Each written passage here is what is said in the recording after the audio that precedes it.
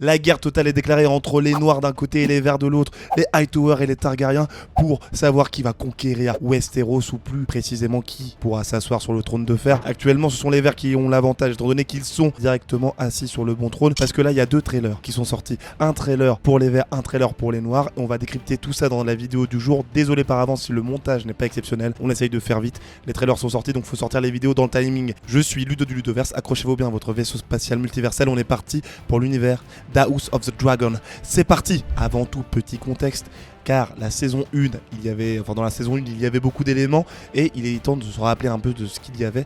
Donc, vous vous en rappelez, il me semble que c'était l'épisode 9, saison 1.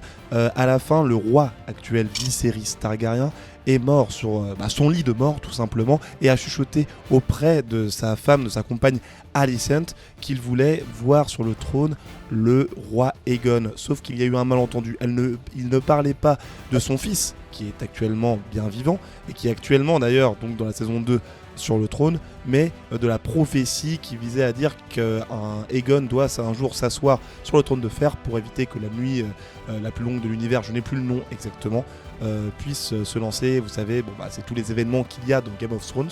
Et du coup, suite à ce malentendu-là, Alicent a cru qu'elle parlait de son fils, enfin que Viserys parlait de son fils, et a donc décidé de mettre Aegon en tant que roi plutôt que Rhaenyra, qui est la fille du coup de Viserys et qui aurait dû avoir le trône comme son père le voulait de base, étant donné qu'il avait choisi sa fille comme digne successeur. Mais bon, normalement la guerre n'aurait pas dû commencer, bien entendu. Le tout était de trouver un compromis entre les Verts et les Noirs pour savoir qui allait s'asseoir sur le trône, etc. Peut-être qu'ils auraient pu trouver une solution, sauf que fin de saison, donc il y a Aemond, le fils d'Alicent et de Viserys, enfin un autre des fils d'Alicent et de Viserys, donc pas Aegon, qui a tué malencontreusement le fils de Rhaenyra, un des fils encore, qui s'appelle Lucerys. Bon, je l'ai noté parce que j'ai eu un peu de mal à retenir les noms, et donc son l'énorme dragon Daemon, appelé Vhagar, a bouffé le dragon de Lucerys, et Lucerys aussi, donc le dragon s'appelait Arax, ce qui a terminé du coup la saison 1 en apothéose, et on se doutait ensuite que la guerre totale allait être déclarée, et c'est exactement ce qu'il se passe. Donc revenons rapidement sur les deux trailers. Parce que donc Max, donc HBO Max, la plateforme de diffusion de streaming de la série House of the Dragon, a décidé avant tout de sortir une courte vidéo de 40 secondes visant à montrer l'opposition entre les Verts d'un côté et les Noirs de l'autre. Et à la fin de cette petite vidéo de 40 secondes, on avait le choix entre regarder le trailer des Verts ou le trailer des Noirs. Au final, on pouvait cliquer sur les deux, bien sûr, donc j'ai regardé les deux et on va analyser tout ça.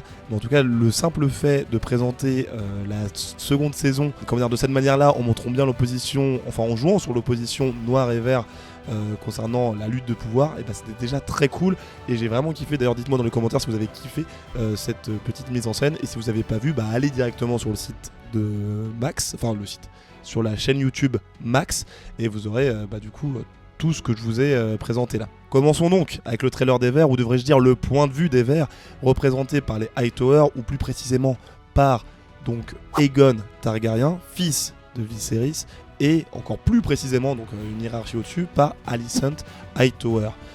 Donc les deux sont, on va dire, dans le camp, si je peux le définir comme ça, de la légitimité. De leur point de vue, normalement, c'est bien Aegon qui aurait dû être donc le roi, étant donné que Viserys a parlé sur son lit de mort et qu'il a dit que c'était Aegon qu'il voulait sur le trône. Et encore une fois, c'est un malentendu de la part d'un gars qui était en train de mourir. Le fait qu'Alicent ait considéré ça comme une vérité générale est d'autant plus perturbant. Mais bref, du coup pour eux c'est Aegon qui doit être sur le trône, et Aegon lui d'ailleurs ne voulait pas être roi, et au final il s'est retrouvé obligé de l'être, et il semble être bien amoureux du pouvoir au vu de son envie même de sang et de guerre qu'il a bien présenté dans le trailer. Il a dit let's go to the war, je l'allais dire en anglais, ce que j'ai fait, mais il a dit to the war, donc à la guerre, et on sent vraiment qu'il veut éliminer l'autre partie de sa famille, asseoir sa domination et son pouvoir sur tout Westeros. Il y a une petite phrase très intéressante de la part d'Aemond, petit frère d'Aegon, qui est plus grand que lui en taille, mais peu importe, qui a balancé juste une petite phrase dans ce trailer. En plus du fait qu'on ait vu son dragon Vhagar, il a tout simplement dit, je vais vous la remixer parce que j'ai plus la phrase exactement en tête, mais il a dit en gros que si son oncle veut se battre avec lui, il serait des plus contents et serait prêt à bien lui défoncer le derrière. Bon, c'est pas exactement ce qu'il a dit, vous avez compris, mais il est chaud pour se battre contre son oncle et on sait que ça va arriver. D'ailleurs, mini warning par rapport au livre, enfin il y a un livre qui est sorti, bien évidemment il y a quelques années de cela et qui raconte les événements, donc évidemment vous vous doutez qu'il y a des informations là-dedans qui nous permettent de savoir un peu ce qui va se passer dans les prochaines saisons et notamment dans cette saison-là. Il y a un autre détail assez intéressant, je vais en parler ici en même temps dans le trailer des Verts, parce qu'il apparaît aussi ce détail-là dans le trailer des Noirs, comme quoi on voit deux jumeaux. Enfin, on les voit pas directement, mais on voit le personnage qu'ils interprètent, enfin les personnages qu'ils interprètent dans les deux trailers. Et normalement, il y a deux jumeaux qui sont au service de la couronne et ils choisissent pour l'un d'aller du côté des Verts et pour l'autre d'aller du côté des Noirs. Et normalement, les deux vont s'affronter. C'est plutôt pas mal de voir ça, étant donné que ces deux personnages sont bien visibles dans les deux trailers. Et donc, voilà, je voulais juste relever ça un petit peu. On voit aussi dans le trailer des Verts quelque chose d'assez intéressant, un dragon blanc. Un dragon blanc, et moi je pense, parce que j'avais fait quand même pas mal de recherches concernant House of the Dragon, quand c'est sorti, quand la saison est sortie en 2022, si je ne dis pas n'importe quoi, et quand elle s'est terminée, et j'ai fait une vidéo à ce sujet, bref. Mais en gros, le dragon blanc, il me semble que c'est Silverwing, et Silverwing, c'est un dragon qui va être monté par un gars. Donc alors attention, petit spoiler concernant la suite, si vous voulez pas savoir exactement ce qui va se passer dans la saison 2, voilà, bon, sautez juste d'une minute à peu près, et comme ça vous ne serez pas spoilé. Mais en gros, ce dragon là, Silverwing, va être raidé, si je puis dire, monté par un gars qui s'appelle Ulf Leblanc, si je ne dis pas n'importe quoi. Et ce gars là était de base du côté des Noirs, et va trahir les Noirs pour aider les Verts à gagner une certaine bataille. Et a priori, ce dragon-là va avoir un bon petit rôle dans cette saison 2, et ça peut être très cool de le voir en scène. Et il m'a fait énormément penser au dragon de...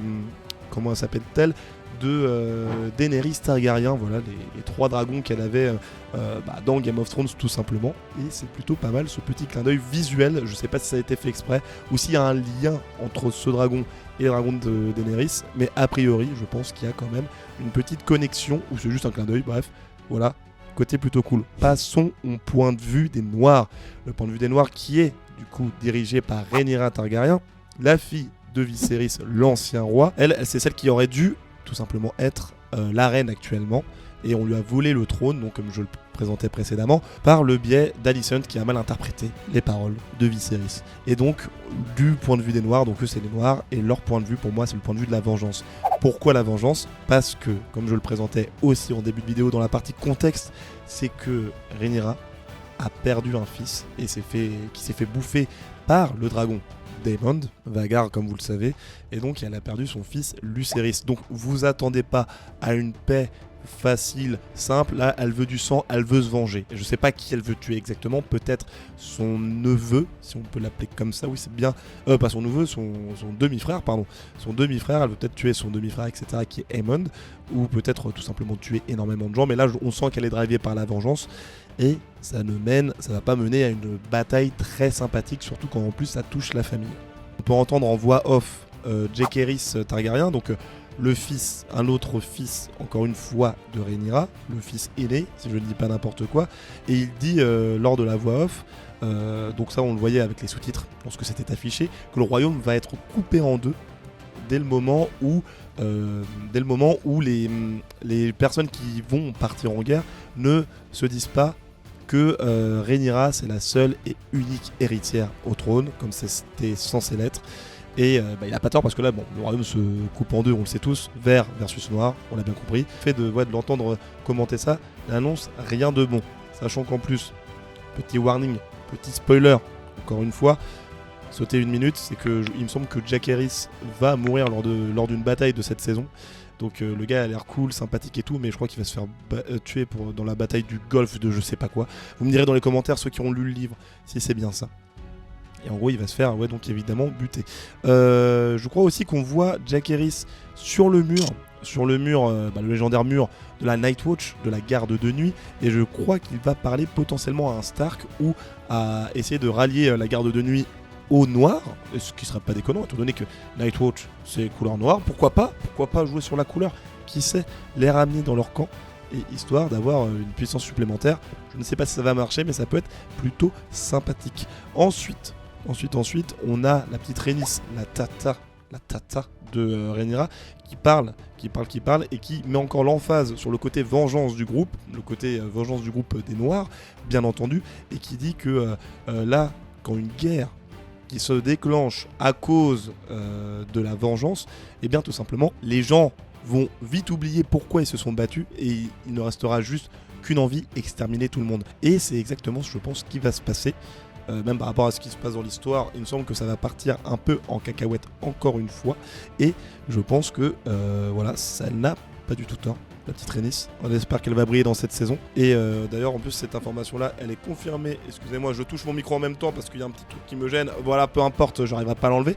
Et du coup, cette information de vengeance et d'envie juste de tout détruire, elle est confirmée limite par Rhaenyra à la fin du trailer qui dit « Je ne me reconnais plus ». Et juste après, on a un plan de Syrax, son dragon, qui commence à rugir, à grogner d'une manière, vous savez, sous la pluie, je crois que je l'ai même mis en miniature, et on sent vraiment que là, voilà, tout ce qui pousse à la bataille, tout ce qui pousse à l'affrontement et à cette pseudo-envie de récupérer sa couronne et son royaume, c'est juste pour se venger et défoncer tout le monde. Et donc à la fin des 2 trailers, on a eu la date de sortie pour cette saison 2 d'House of the Dragon et c'est prévu pour le 16 juin. Il va falloir être au rendez-vous parce que cet été ça va être phénoménal. Il y a aussi la saison 4 de The Boys et la saison 3 de The Bear, donc autant dire qu'il y aura énormément de choses à regarder.